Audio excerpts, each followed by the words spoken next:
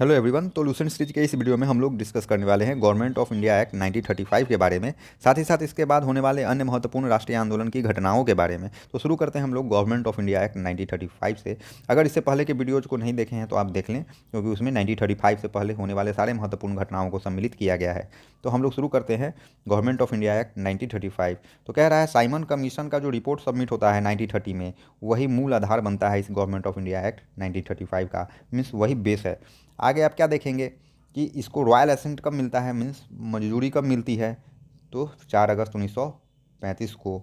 फिर आप क्या देखते हैं कि यह एक्ट जो है इसमें पहले से चले आ रहे लीगल टर्म्स या लीगल चीज़ें या एक्ट सम्मिलित तो हैं, लेकिन साथ ही साथ इस एक्ट में कुछ नए प्रावधान भी जोड़े जाते हैं। अब वो नए प्रावधान क्या क्या हैं, तो मुख्यतः 3 दिए गए हैं लूसेंट में। आप इसको देखेंगे तो पहला प्रावधान क्या है कि इंट्रोडक्शन होता है किस चीज़ का, प्रोविंशियल ऑटोनॉमी का, मीन्स प्रांतीय स्वायत्तता का। दूसरा आप देखेंगे कि एबोलिश कर दिया जाता है दयार्की को, कहाँ, प्रांतीय क्षेत्रों में।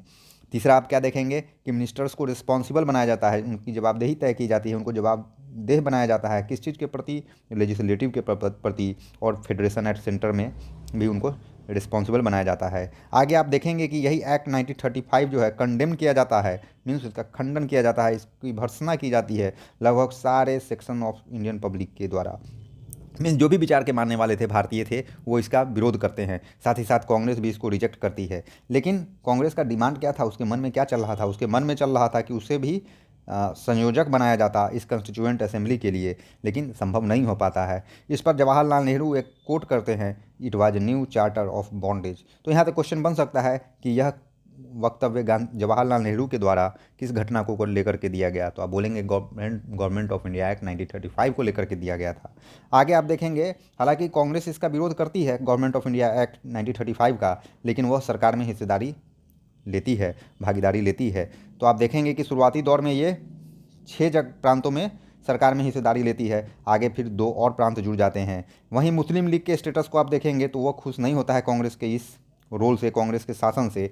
मिस्टर जिन्ना इसको डिस्क्राइब करते हैं अपने शब्दों में किस प्रकार से, तो Congress was drunk with power and was oppressive against Muslims. तो इनको दमनकारी ही वाला चीज़ दिखती है। तो आपसे अगर पूछा जाए कि मोहम्मद अली जिन्ना ने यह बात कब कही थी, किस वक्तव्य को लेकर कही थी, तो यही गवर्नमेंट ऑफ इंडिया एक्ट आता है, जिसके कारण कांग्रेस जब सरकार में सम्मिलित होती है तो इसी पर मोहम्मद अली जिन्ना कहते हैं कि Congress was drunk with power, सत्ता की नशे में चूर है, and was oppressive against Muslims.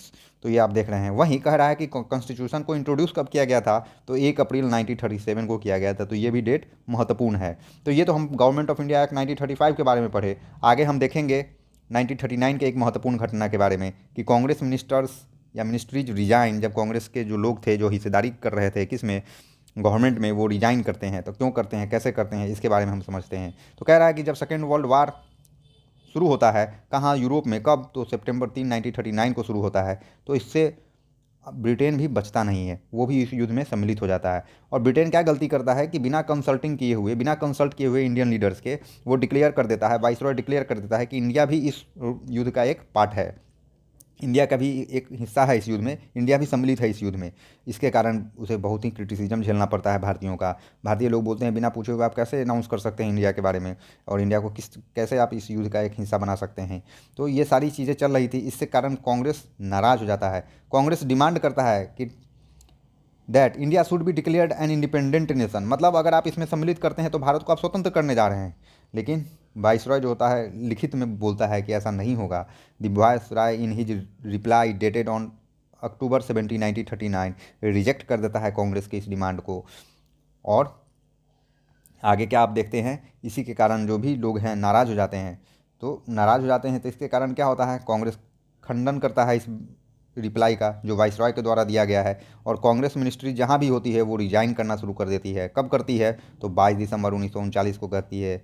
तो Jinnah was happy over this and he called upon the Indian Muslims to celebrate the designation day of Congress ministries as the day of deliverance. अब जिन्ना तो इस पर काफ़ी खुश हो रहा है। जिन्ना बोल रहा है कि ठीक है, है ना, सारे मुस्लिम लोगों को नेतृत्वकर्ताओं को इकट्ठा करता है, लोगों को इकट्ठा करता है, बोलता है इसको डे ऑफ डिलीवरेंस के रूप में सेलिब्रेट करो, है ना, क्योंकि कांग्रेस का पावर खत्म हो रहा है। तो ये आप देख रहे हैं डे ऑफ डिलीवरेंस मनाया जा रहा है किसके द्वारा, 22 दिसंबर को 1939 को जिन्ना के द्वारा। और कांग्रेस मिनिस्ट्रीज का डिजिग्नेशन डे आप कब देख रहे हैं, तो ये भी अभी आप समझे हैं कि कब है, 22 दिसंबर 1939 को। तो ये दो घटना था जो काफ़ी महत्वपूर्ण था। अब तीसरा घटना जो हम लोग पढ़ेंगे पाकिस्तान रिजोल्यूशन के बारे में पढ़ेंगे या लाहौर रिजोल्यूशन के बारे में पढ़ेंगे, जो मार्च 24 1940 को होता है। कह रहा है कि it was in 1930 that Iqbal suggested the union the frontier province Baluchistan Sindh Kashmir. अब नाम याद रखिएगा, union of the frontier province पहला, बलूचिस्तान दूसरा, सिंध तीसरा, कश्मीर चौथा। इन सबको मिलाकर एक मुस्लिम स्टेट के बारे में इमेजिन करता है। This prove to be a creative idea which germinated during the early 30s to burst into vigorous life. माने एक क्रिएटिव आइडिया माना जाता है जब तक है, क्योंकि यहाँ पर सेपरेशन का बात नहीं है, ये सबको एक मुस्लिम स्टेट के रूप में देखा जा रहा है। आगे देखिएगा, दी आइडियलिस्ट चौधरी रहमत अली, माने अच्छा विचारक है ये चौधरी रहमत अली, यह डेवलप करता है this conception at Cambridge. Cambridge में ही यह विचार इसके दिमाग में आ रहा है, हालांकि फूड का बीज यही है। Where he inspired a group of young Muslims he invented the term Pakistan. वहाँ पर यह कुछ जो इंस्पायर करता है कुछ यंग मुस्लिम्स को, जो अच्छे फैमिली के रहे होंगे तभी कैम्ब्रिज में है, और एक टर्म वहाँ पर वो क्वाइन करता है पाकिस्तान, जिसे लेटर आगे चल के पाकिस्तान कहा जाता है 1935 में। His ideas seemed visionary during that time. उस समय तो ये विचार काफ़ी अच्छा चमकदार लग रहा था, बट विद इन 7 ईयर्स ये एक पॉलिटिकल प्रोग्राम बना दिया गया। किसके द्वारा? जिन्ना के द्वारा। With the new name as its slogan और बैनर, नए नाम के साथ एक स्लोगन या बैनर के जरिए। The ideology of Iqbal, the vision of Rahmat Ali and the fear of Muslim. अब 3 चीज़ यहाँ एकत्रित हो रहा है। देखिए, पहला क्या? आइडियोलॉजी इकबाल का, विजन किसका? रहमत अली का, और डर किसका? मुसलमानों का। और ये सब यूनाइट किया जा रहा है किसके द्वारा? यहाँ पर मेन लीडर बन रहे हैं जिन्ना, जो कि एक पॉलिटिकल जीनियस है, प्रैक्टिकल जीनियस है। मतलब प्रैक्टिकल जीनियस मतलब अनुभव इसके पास काफ़ी है और जीनियस ब्रेन है। तो ये सारे चीज़ों को एकत्रित कर ले रहा है, अपने फेवर में कर रहा है, ठीक है, अपनी महत्वाकांक्षाओं को पूर्ति करने के लिए कर रहा है। टू ब्लाइंड मुस्लिम टुगेदर, है ना, मुस्लिमों को बांध रहा है, आपस में इकट्ठा करने के लिए यूज कर रहा है इसका। Before during the British period and ultimately led to vivisection of India and creation of Pakistan. मैंने टुकड़ा करने में यह सक्षम हो जा रहा है यहाँ से, और पाकिस्तान को बांट के अलग कर ले रहा है। पाकिस्तान रिजोल्यूशन वाज, यही आधार बन रहा है पाकिस्तान के बांटने का। मतलब यहाँ पर बट के अलग हो नहीं रहा है, लेकिन यही बन गया, यहाँ पर रिजिड प्लान एक बन गया, एक रोड मैप तैयार हो गया कि कैसे एक्ट करना है। अब यहाँ देखेंगे कि Pakistan resolution was an important landmark in the context. Pakistan resolution जो पास किया जा रहा है, यह एक महत्वपूर्ण भूमिका हो रहा है, मतलब ये इस प्लान पर मुहर लगाने का काम पाकिस्तान रिजोल्यूशन कर रहा है। अब हो कहाँ रहा है? तो Lahore session of Muslim league. Lahore में जो मुस्लिम लीग का सेशन होता है, कब होता है? 24 मार्च 1940 को होता है। यहीं पे पाकिस्तान रिजोल्यूशन पास किया जाता है।